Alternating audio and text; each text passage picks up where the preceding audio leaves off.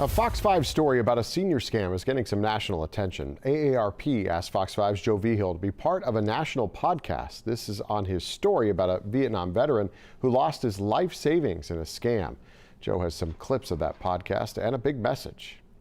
This week on The Perfect Scam.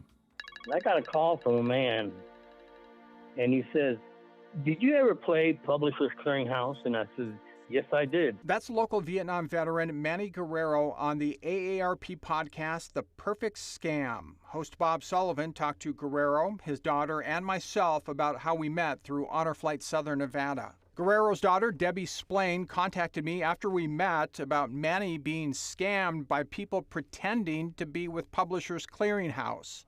A check for $7.5 million and a new car? Wow. Immediately, Manny has visions of the prize patrol showing up at his home with one of those huge checks. But Manny had to pay to get those millions. He then sent checks, big checks, and made wire transfers. Manny, in the end, how much was stolen from you? About $180,000. $180,000. Wow.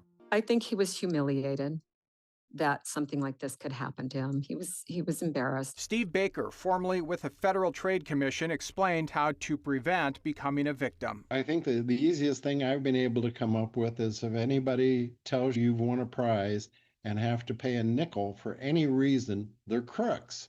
Joe's done far too many scam stories, so he has some thoughts about what adult children can do for their parents too.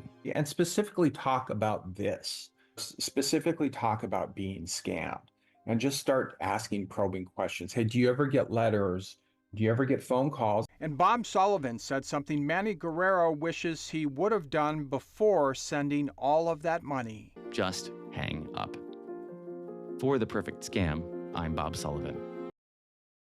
You can listen to that entire podcast with a lot more information on scams on the Fox 5 Vegas mobile.